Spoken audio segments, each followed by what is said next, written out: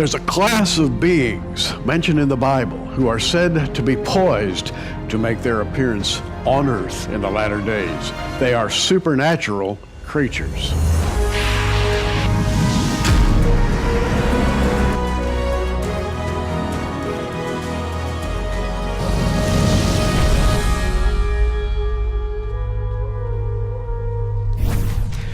Tom Horn, welcome to Prophecy Watches. Hey, Gary, great to be with you again. And to your left, Chris, how are you? Chris Putnam. Tom and Chris have put together this book that addresses the question that I stated at the beginning of the program today, namely, there's a group of people waiting in the wings, according to the Bible, who will make their appearance on earth, but we are kind of loath to talk about them. Let's begin by talking about the work that you've done in the past that led up to this particular book called On the Path of the Immortals. How did you get here? Yeah, well, of course, we've done programming in the past with you on the Petrus Romanus, the final pope is here, which when we wrote that, we didn't think that was going to lead to another book, right? Yeah. And what happened was when we were on talk shows and people could call in, people were calling in, well, you're talking about the Pope, you're talking about the Vatican, but what do you make of everything the Vatican is saying right now about astrobiology, about aliens? Because remember, about 36 months ago, this was a big deal, right?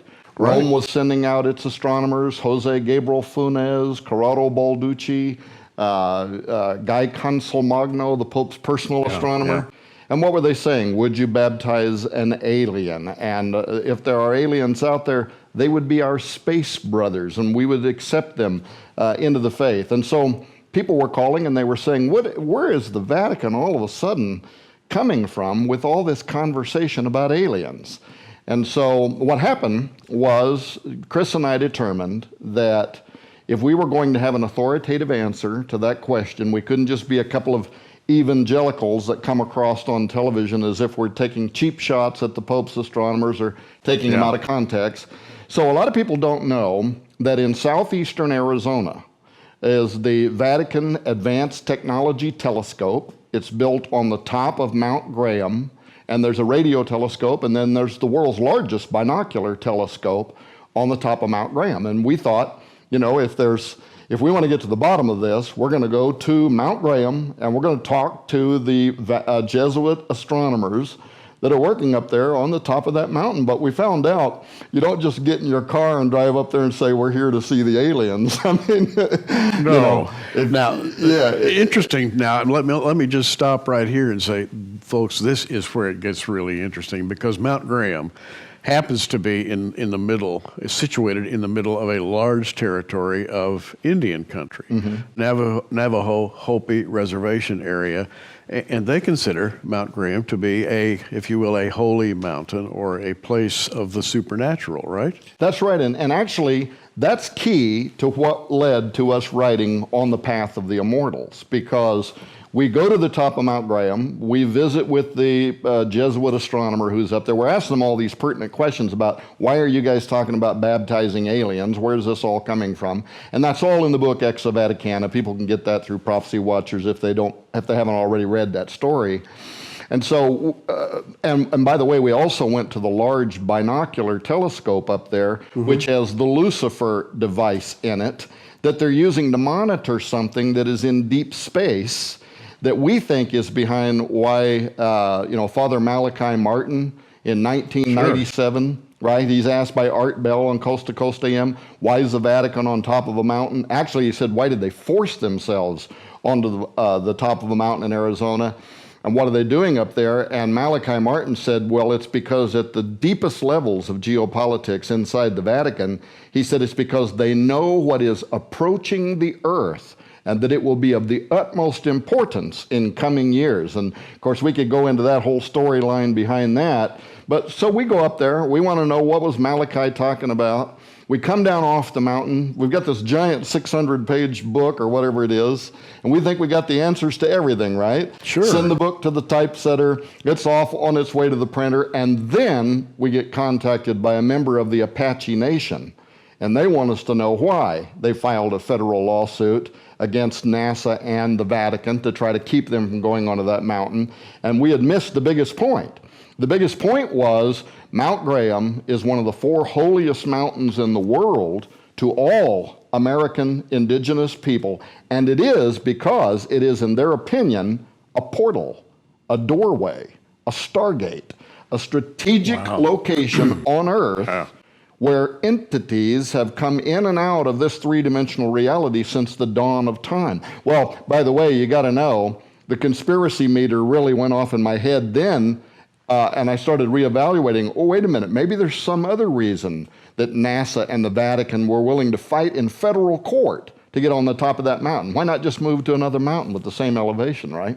Now, if you're not interested, you should be. At this point in time, you should be saying, wow, what's next? On the Path of the Immortals by Tom Horn and Chris Putnam. Chris, we don't mean to leave you out over there. I know you're dying to talk about this thing. Chapter 2 of On the Path of the Immortals deals with a really interesting question. Who are the Immortals? Now, we're talking to Christians here, and I'm addressing you as a Christian, a believer in the Lord Jesus Christ, someone who reads your Bible. You're trying to understand prophecy. You're looking at the things that are happening in the world today. You may have a lot of questions, particularly about supernatural. Chris, who are the Immortals? Well, the term immortal, I mean, technically it means imperishable, or one who does not die.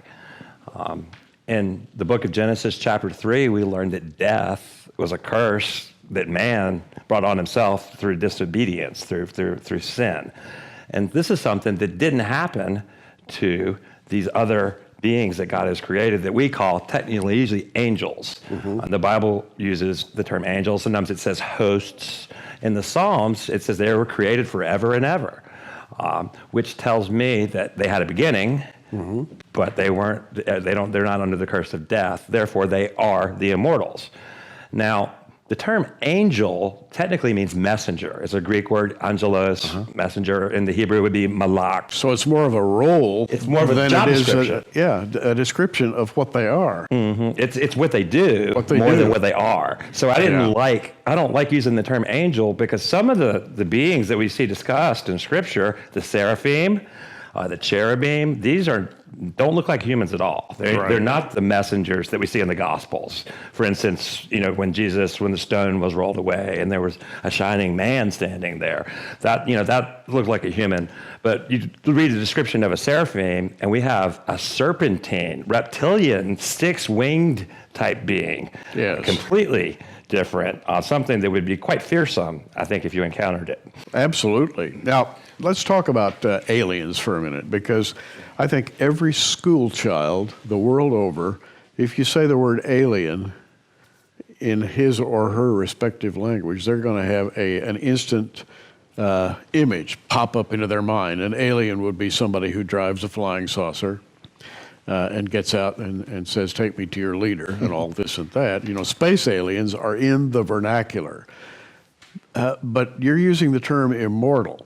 The Vatican, Tom, has talked about aliens. Would you baptize an alien? Is that an actual book title, I believe?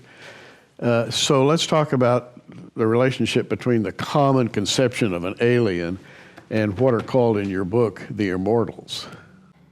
I think an interesting point to make in that regard would be instead of the term alien, perhaps extraterrestrial would be more precise, because that means not of this earth. Okay? Sure. So these beings that we're talking about, these immortals, they're not of this earth, right? So in a technical sense, they are extraterrestrials. Yet, in the classic sense, most people are thinking of, the little gray aliens that perhaps live on another planet somewhere and that naturally evolved by some naturalistic process. And that's not what we're talking about at all. We're talking about the beings that we see in the Scripture, in the sacred Scripture, that we believe to be the truth. And we're trying to find the underlying reality behind the words in the Scriptures. Okay, back to Tom. Yeah. Now we've laid this out. We're talking about immortals. We're talking about aliens. We're talking about the Bible.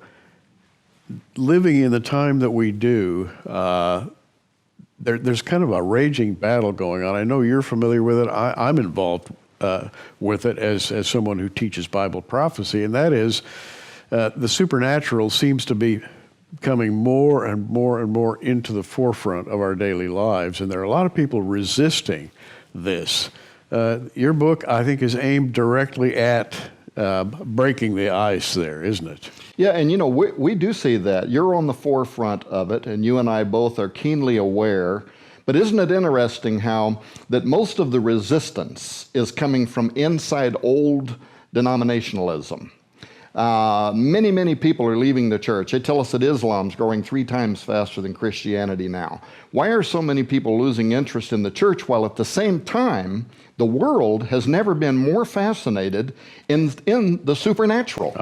And not just the supernatural. They also have questions about things like aliens. You know, this new movie that just came out, Interstellar, is dealing with the idea of traversable wormholes. And the internet has opened up kind of a data system for the world to be able to fascinate with every kind of possible, you know, particle physics that are going on over at CERN and even at CERN. You know, some of the projects they're doing is because they want to find is there evidence of parallel universes, of parallel realities.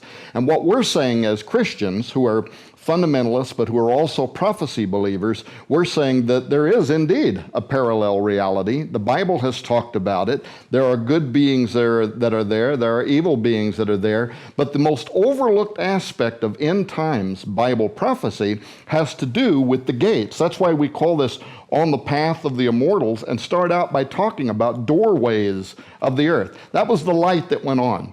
When we came down off of Mount Graham, that was the light that went on. You missed a big part, the Apache said. This is a stargate. This is a doorway. And that's why they are there, which kind of went back to what Malachi Martin said. They are there watching something you can't see from somewhere else.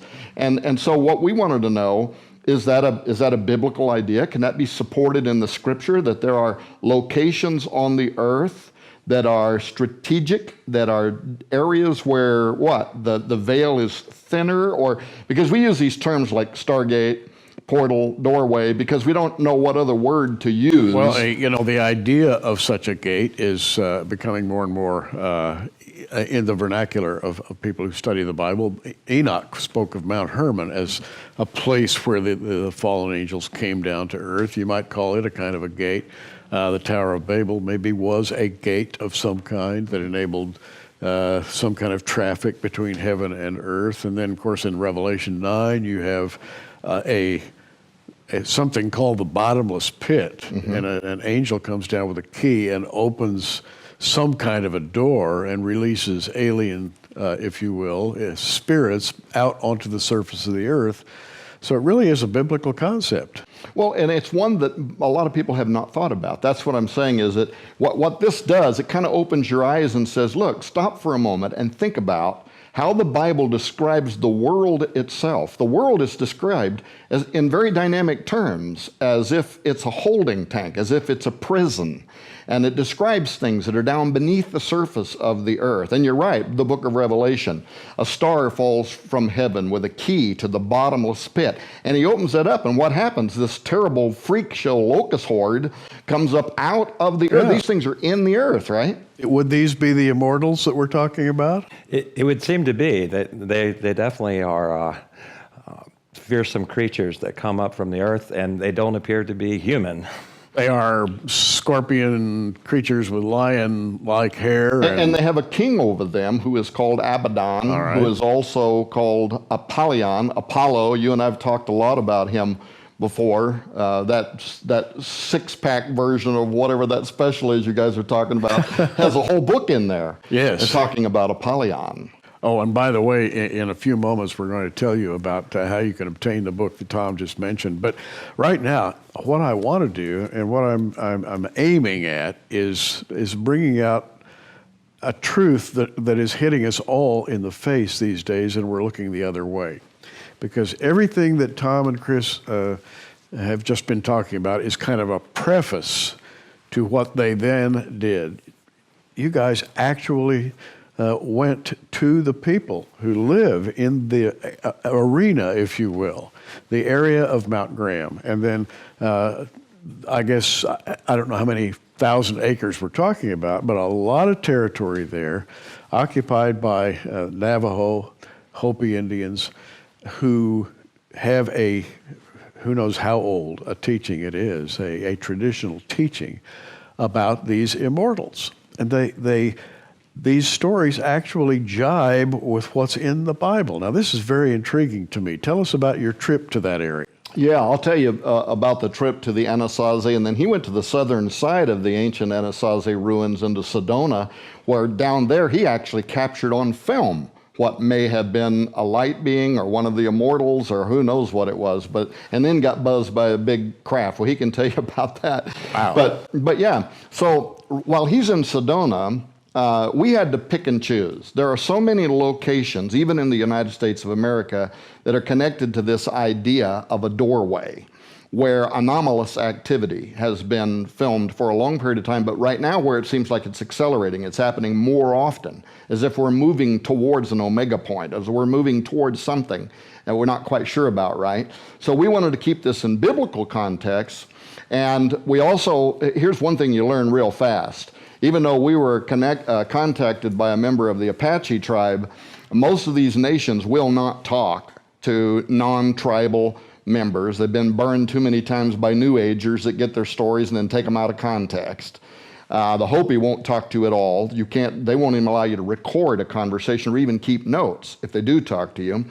Well, anyway, long story short, it was a miracle. We wound up getting to go to the Navajo Nation in the Four Corners area of the United States, sit down with the Navajo Nation's third generation medicine man, who's also an academic. He's an author. They use his books inside of their schools, and he let us sit in a traditional hogan and film him for 3 hours. Now, here's one of the highlights of that conversation. That he's telling us, we're asking him, what happened to the Anasazi, right? The old ones, yeah. the ancient Indian tribes that just mysteriously disappeared. They mysteriously disappeared, and overnight. And so they try to have theories. Where did they go? Well, what happened to them? And there's a traditional story that says that a drought came. It lasted 6-7 years, something like that. So they migrated slowly out of the Four Corners area to some other place so that they could survive, right? Yeah. The problem is when archaeology started looking into those cliff dwellings, they found that they had left everything behind. Bags of salt that would have been as valuable as gold. They traded it like money, and they used it for preserving food. They left the salt, they left their weapons, they left tools. They were gone like that. So what happened to the Anasazi? Well, one way that you pronounce their name means the ancient ones, but another way you pronounce the title given to them means an ancient alien enemy. And there are stories preserved of those who fought against giants and whatever. So Dr. Don Mose, the academic, he's sitting there, he's telling us the traditional story. They migrated. When I challenged that story, it's great because we captured all this on film, right? He looks up into the camera and he says, well, I shouldn't tell you this, but he said, if you would have asked my great-great-grandfather, who was also a medicine man, he said, here's the story that he told. And then he begins describing a portal that opened in the Four Corners area of the United States, real early American history. And he describes a reptilian that comes down through this, like the fiery flying seraphim. And they even put a halo around his head to represent that he was something that had come down from heaven. They draw a spiral vortex next to it to emulate some kind of a portal that he came through. And guess what? Not only did he come through, we filmed giant six-toed footprints that are painted right next to the reptilian and the portal in pursuit of much smaller five-toed footprints that are trying to get away from whatever this is. And he tells us a story. Well, then the Apache, they say, yeah, a disc came down at the same time over Mount Graham. It had the creator inside of it. He begins creating all this good stuff, but then a dragon. Pardon me, a disc? Yeah. And maybe a silvery disc? That's what they say. A silvery disc? A silvery disc. And hey, come on. Now, suddenly we have the intersection of flying saucers with ancient Indian mythology. Can we deal with that? Well, the Bible talks about God moving about in a chariot. It's described in Scripture. We don't know what, when we like UFOs and all that kind of thing, we don't know what that is, but that could be good and evil. It could be angelic type devices. I mean, do you know what it is? I don't know what it is. But the point is, as soon as he left, something else came through the portal at Mount Graham. Well, guess what? Once again, fiery flying seraphim come through, and then the giants follow through, and they start devouring everybody. The Indians run into the mountains and start crying to God, who sends, they say, a flood that covers the face of the earth and wipes out the giants. And the dates that they place behind the petroglyphs and the storyline on this side of the world match exactly the same date in history when Moses on the other side of the world is writing, and there were giants in the earth in those days, and also after that. Same timing, same time frame, same pictographs, just an amazing story. On the path of the Immortals. Now, we haven't touched 3 pages in this book. This thing is packed with this kind of information. And Tom, the way I see it, we have an intersection of the old mythology and the new mythology. The 21st century mythology of UFO aliens coming down from outer space, and the ancient mythology of aliens coming down from some kind of a portal, intersecting with mankind, terrible spiritual warfare going on, human beings being killed, having to flee for their lives from non-human creatures. All of this has been relegated to the dustbin of history, to mythology. Nobody believes mythology, after all. It's just a bunch of made-up stories. But let's go now to Sedona, Arizona. You mentioned Chris went over to Sedona, Arizona. Now, when I think of Sedona, I think of the harmonic convergence. I think of New Agers flocking there to have some kind of a spiritual experience. Tell us about your trip to Sedona. And it was a research trip, right? Absolutely. And the reasons that you cited, that you think of, the New Age movement, the harmonic convergence, Right. which was, 1987? That's right. And really what that was a worldwide exercise in transcendental meditation, where they were actually trying to contact aliens, many of them. Bring these people down. They absolutely did. Wow. They held hands around a place called Bell Rock in Sedona, which is one of the vortex areas in Sedona. And you got a picture of Bell Rock, by the way. I do. And they actually believed a mothership was going to appear out of that rock in 87. And that, of course, didn't happen. But I don't think so. Sedona is really the capital of the New Age movement. And around 1981, there was a psychic medium, Paige Bryant, who channeled an entity named Albion. Now, Albion named some certain areas as vortex areas, okay? Now, vortex is kind of a spiral energy, like a tornado or something like that, but they're talking about some sort of spiritual energy, some sort of something that you feel, you get the Sedona feeling when you're there. So there's all these famous vortex areas. New Agers often speak of them in terms of portals to these other realms. One of the famous areas, there's also an area called the Bradshaw Ranch. This is famous in UFO literature as the site of many UFO sightings, and also in paranormal literature as where people see a lot of orbs, these light orbs. Now, I had always been very skeptical of the orb phenomenon, thinking that most of it was camera anomalies, dust, and things like that. And those do cause things that look like that. Now, we set up 2 cameras. That way, if it was a camera anomaly, it would only show on one. Okay? And we did catch some of these orbs on 2 cameras at the same time, even on film, moving about. We even have a clip of that available for the audience. So you can actually see one of these move, and it moves apparently in an evasive manner. And so I went from complete orb skeptic to orb believer. My photographer even saw one with the naked eye. He saw it without even a camera flying around out there near the Bradshaw Ranch area. Now, this is the kind of thing that the Christians would be specifically warned against. In other words, don't have anything to do with the dark spiritual world, don't have anything to do with anything that smacks of demonology or the supernatural. Stay strictly away from that. Pray for protection from it, if anything. That would be the closest a Christian would get to such a thing. You're on a research trip. What did you come away with?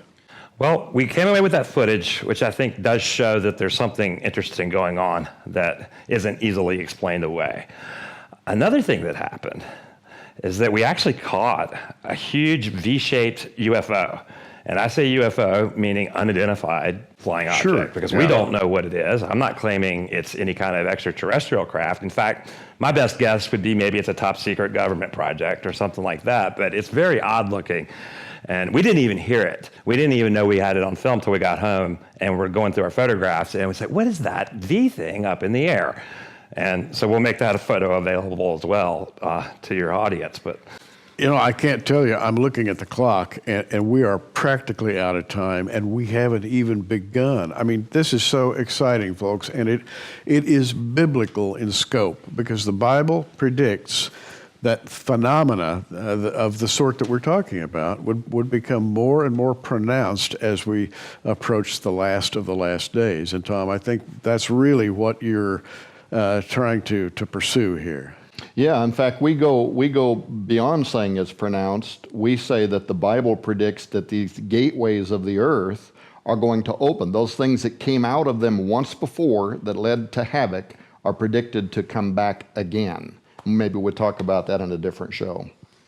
Right now, I just want to talk about the book itself, On the Path of the Immortals, yours for 1995 from the Prophecy Watchers online bookstore. That's prophecywatchers.com. And I was totally intrigued. I got a chance to read the manuscript of this before it was even printed, and I was just pulled along by the intersection between the old mythology and the new mythology. And we are living in this time. It's extremely exciting to me. It's called On the Path of the Immortals. Tom Horn, Chris Putnam, 1995. Now, we do have something called the Immortals package, which you'll also find on the prophecywatchers.com bookstore page. And that is 6 books that have been written by Tom and or Chris. Exo Vaticana, Petrus Romanus, Zenith 2016, Forbidden Gates, Nephilim Stargates, the Ahriman Gate. 6 books. And we're offering those for $99.95. If you take advantage of the Immortals package, you'll get On the Path of the Immortals absolutely free. It's right there, prophecywatchers.com. Gentlemen, we are down to our last few seconds. I am breathless. I can't wait for the next program. And I hope you'll join us, because we're really going to get into some deep and interesting stuff, all backed by Scripture. Let's, in about 30 seconds, Tom, let's talk about the fact that we're not running wild here. We are keeping the Bible squarely in the forefront of our thinking, right? Absolutely. There's multiple examples that are in the book that talk about these gateways of the earth, that talk about the entities that await behind them. But there's also scientific evidence that's come up of late. We can talk about that too. Scientific evidence in of a subsurface reality. And by the way, there's something in Switzerland that we'll talk about, a huge scientific project called CERN. Tom and Chris, next time, this is going to be interesting. I'm Gary Stearman. Keep watching, everybody. We are. Thanks for joining us on Prophecy Watchers. Follow us at facebook.com/Prophecy Watchers. In the meantime, keep watching, everybody, and we'll see you soon.